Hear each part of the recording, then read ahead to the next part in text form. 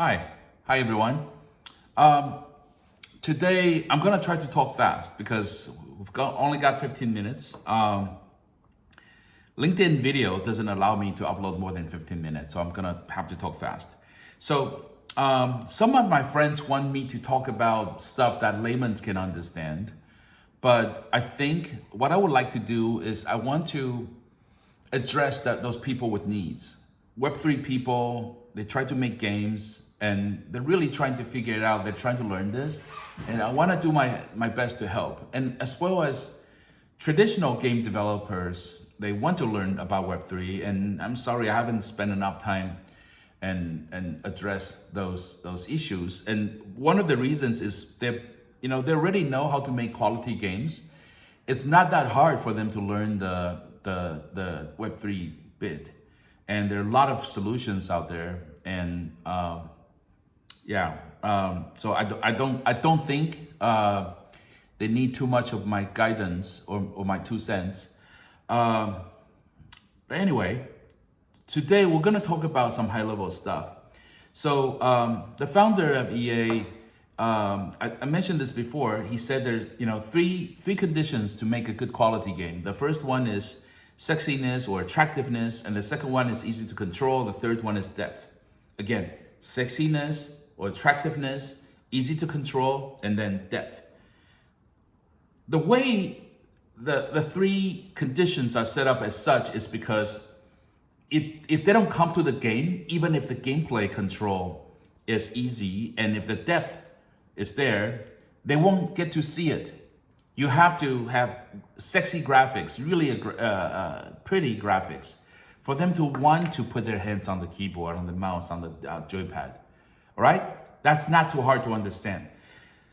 And some 30 years later, the CEO of Shanda, the biggest game company at the time, and also the first company that started free-to-play model in China, perhaps in the world. I would say it's not the first in the world, but it's the one that's meaningful in a scaled, successful way. And from then, it just it went all over China and then all over the world. Some people hate free to play, and I understand. Some of the good old time, simple pleasure, unsophisticated people, unsophisticated business model, but pure art. Of course, I'm nostalgic, and that's beautiful. But that's that. And if you like that stuff, there's still indie games, and there's still people sort of cultivating that field, and they believe in it, and they hate free to play. And I think it's all great. It's all fine. But there's art in free to play as well. So Timothy said, "Come, stay, play." I'm sorry, come, stay, pay. You come, you stay. Stay is retention. Okay, stickiness, replayability. That's all. Stay. Pay is conversion.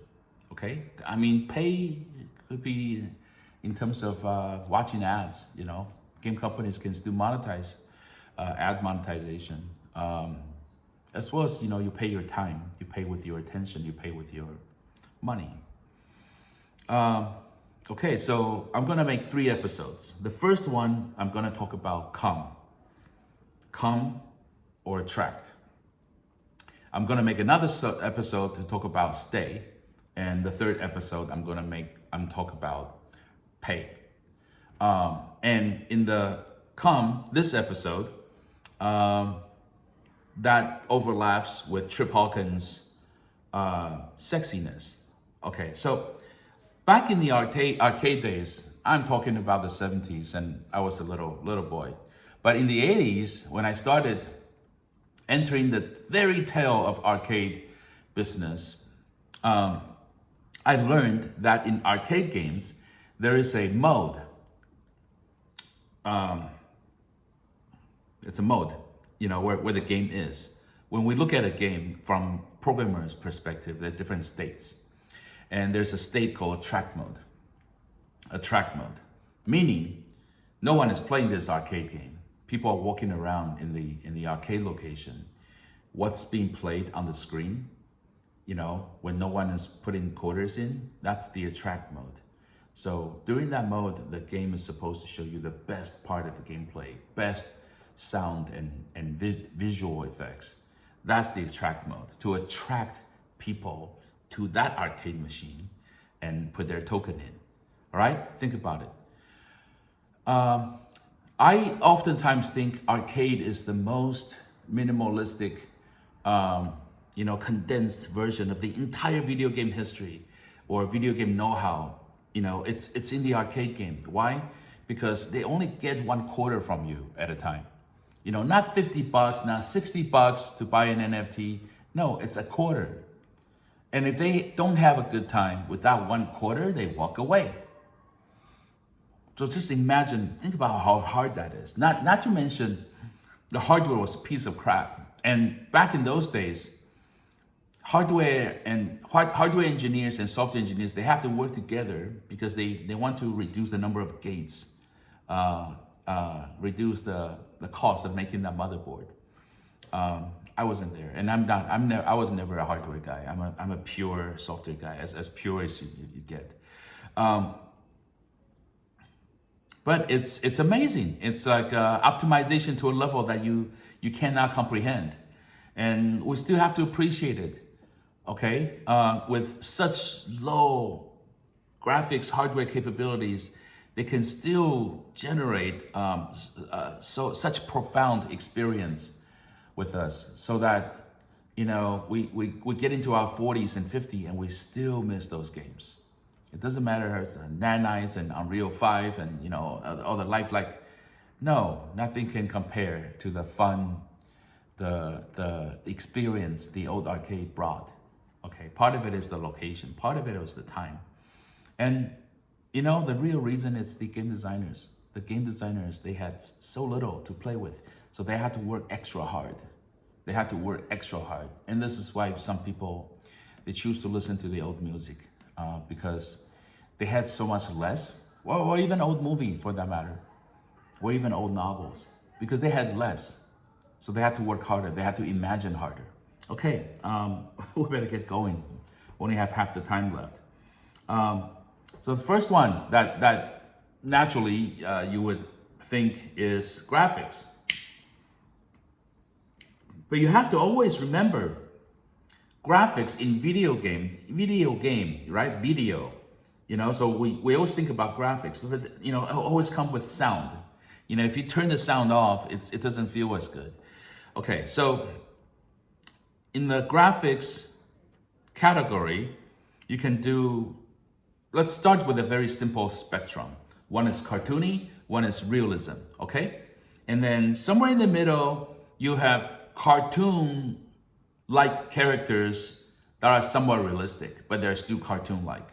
So Miyamoto's studio, Ghibli, I think they're a little bit closer to that. I mean, they're more cartoony, maybe, 3/4 cartoony, but after a while, it will deceive your eyes and you thought, you're looking at real stuff. So it's convincing and it's comforting and it doesn't bother you. Would not be alerted. Now, when you get closer to the more realism, what I like is Metal Gear Solid, because it's almost realistic, but it's not. It's just lying to your eyes. It's almost realistic, but it's still clean, still pretty.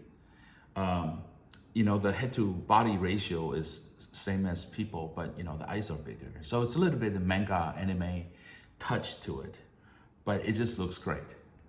So I think there's a movie, Lolita. It's got that style, and to a degree, Pixar, Disney style.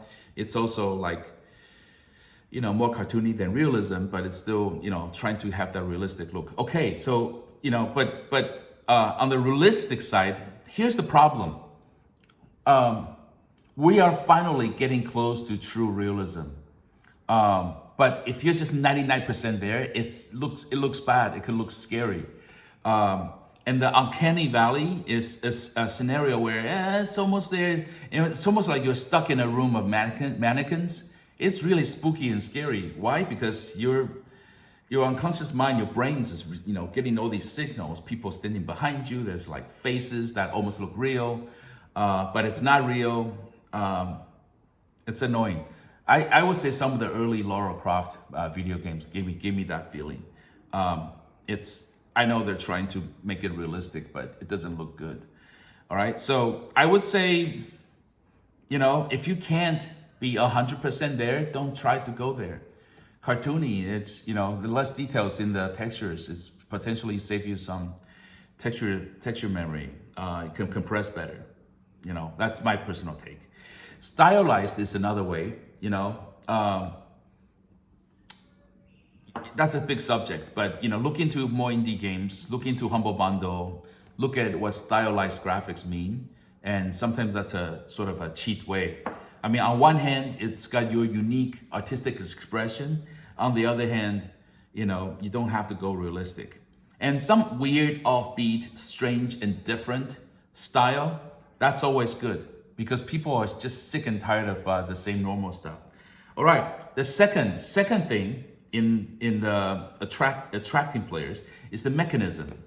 You see in a lot of video game ads that the gameplay mechanism is just fascinating. It's like, lever, you do this, and something else happen. There's an action and there's a reaction, and the reaction is like just surprising you, right? You did this and boom. So the mechanism can be very enticing as well. And if you play a lot of mobile games and you see a lot of mobile game ads, you see some mechanism that's sucking you in, making you want to download that game. And that's what it is. And if you have a game, you want to do a demo of your game, you will show off the best gameplay mechanism, the most surprising, the most interesting part. All right, the third one. And by the way, movie trailers, they do the same thing. Third one is special effects. I don't think I need to get into too much detail. I would say special effects does not equate to particle systems, okay? Special effects is what wows the players. So it needs to be beautiful. It needs to be fantastic. It needs to be sensational, all right? So don't be realistic. Realistic is boring. We haven't talked about surpassing realism, a surrealism. And I like exaggerations. So special effects is supposed to be bigger than life. And I would say the holy grail that what people talk about a lot when they talk about very awesome special effects, they talk about Final Fantasy. And when they cast spells, all these special effects, that's one of the reference materials that people go to. Okay, the fourth one is themes. Themes, the storyline. So you look at Star Wars, far, far galaxy away, or a lot of video games do this. So themes, if the themes are enticing, you can catch their attention within the first 20 seconds by telling them what's the backdrop. That can be another thing to suck them in, okay? And IP is part of this. You talk about an IP, they're like, oh, they're doing a game with that IP. Okay, so themes can be important. So explain the theme, post-apocalyptic, zombie world, prehistoric, alien world, whatnot. The fifth one is atmosphere. Atmosphere comes from the themes, but it's somewhat different. Atmosphere can be a purely artistic expression from their lead artist, the art director, the color palettes, the sound, the background music, sound effects, and there's a style with sound effects too. So atmosphere is important too. The sixth one is props. So look, the 3, 4, 5, 6. You notice that I'm starting to talk about film, theater stuff. I lectured in Shanghai Theater Academy, and a lot of my colleague professors, they're specialized in this stuff, and I learned a lot from them. And I realized there's a lot of overlapping skills and theories between video games and theater art. So props like weapons, like armors and shields, all of that can be really cool if you make it cool. All right. The seventh one is the character design. So obviously these are the characters that's going to be your avatar. They need to look awesome. They look like what you want to be. And you know what? Why they do anime and manga stuff? Because we look ugly. Nobody wants to look like us. And people wouldn't play the game if the characters look like us. So yeah, try not to go to realism.